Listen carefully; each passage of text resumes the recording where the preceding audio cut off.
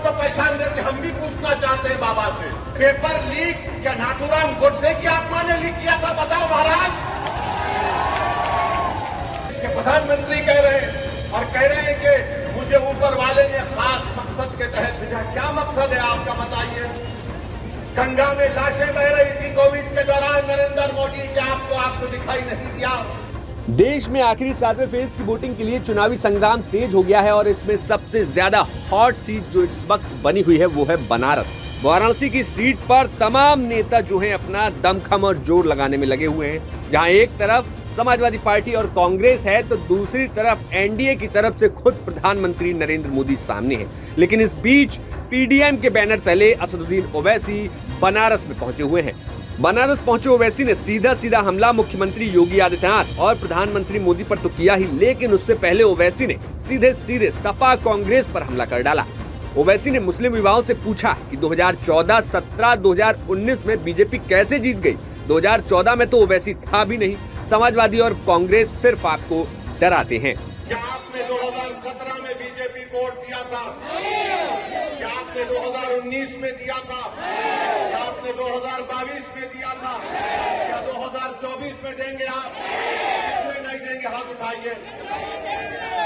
अब आप अपने दिल पर हाथ रखकर सोचिए कि असदुद्दीन ओवैसी 2014 में नहीं आया था तो कैसे बीजेपी जीत गई? 2017 में कैसे बीजेपी जीत गई? 2019 में कैसे बीजेपी जीत गई? 2022 में कैसे बीजेपी जीत गई? ये आपके हमारे दिलों में ये चीज डाल दी गई है कि तुम अगर वोट लेने वाले बनोगे तो बीजेपी जीत जाएगी। बीजेपी आपके वोट से नहीं जीत रही है, मैं आपको बता रहा हूं। बीजेपी इसलिए जीत रही है कि समाजवादी पार्टी कमजोर है। बीजेपी इसलिए जीत रही कि कांग्रेस में अब दमखम नहीं रहा। बीजेपी इसलिए जीत रही है कि बहुजन समाज पार्टी अपने उसूलों को खो चुकी है और हमको आकर कहा जाता है कि तुम अपने वोट को मुत्तहिदा इस्तेमाल करो। कभी उनसे कोई नहीं कहता है कि समाजवादी अपना वोट मुत्तहिदा इस्तेमाल क्यों ना करें, कांग्रेस के लोग अपना मुत्तहिदा वोट क्यों इस्तेमाल ना करें, मगर जब चुनाव आता है तो हमको कहा जाता है जिंदगी और मौत का इलेक्शन है।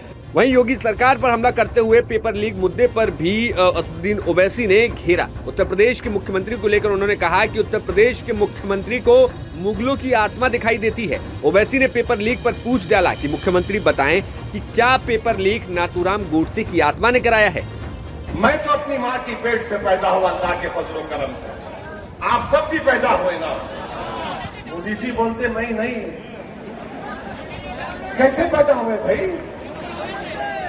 देश के प्रधानमंत्री कह रहे हैं और कह रहे हैं कि मुझे ऊपर वाले ने खास मकसद के तहत भेजा। क्या मकसद है आपका बताइए? गंगा में लाशें बह रही थी कोविड के दौरान, नरेंद्र मोदी, क्या आपको दिखाई नहीं दिया? उन लाशों को कुत्ते नोच कर खा रहे थे। भारत के युवाओं का मुकद्दर आपने बेरोजगारी बना दिया। उत्तर प्रदेश में यहां पर पेपर लीक हो जाता है और यहां के मुख्यमंत्री बाबा कहते हैं कि किसी बादशाह की आत्मा आ गई।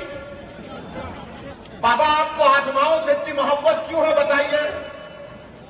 कैसे आप आत्माओं को पहचान लेते? हम भी पूछना चाहते हैं बाबा से। ये आत्मा आ गई कहां से? पेपर लीक क्या नाथूराम गोडसे की आत्मा ने लीक किया था? बताओ महाराज। पेपर लीक हो गया, उत्तर प्रदेश में नौजवान परेशान है। वो नौजवान हिंदू भी है, मुसलमान भी है, बैकवर्ड क्लास का भी है, कुर्मी है, कुशवाहा है, यादव है, दलित है, पासी है, सब है, आदिवासी है, मगर नरेंद्र मोदी सिर्फ मुसलमान करते हैं।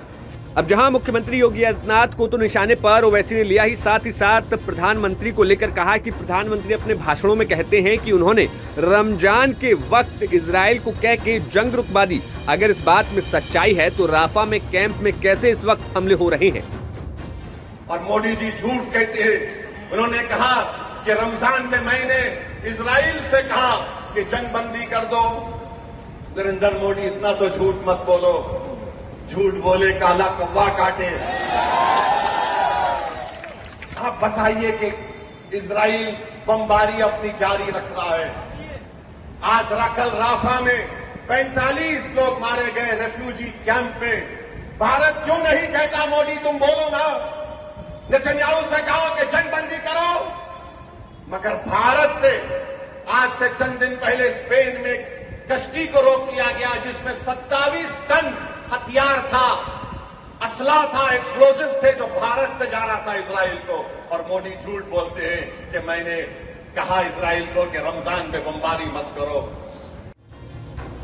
बता दें कि बनारस में 1 जून को मतदान है और खास तौर पर अगर समीकरणों को देखें तो लगभग 15% की आबादी जो है बनारस में मुस्लिमों की है और यहाँ पर वो 15% 2.5 लाख के करीब मुस्लिम मतदाता हैं जिन पर काफी कुछ समीकरण बैठता है। अब ऐसे में देखना होगा कि 1 जून को जब बनारस में वोटिंग होगी तब 4 जून को क्या कुछ रिजल्ट निकलकर सामने आते हैं। Bureau report, news nation.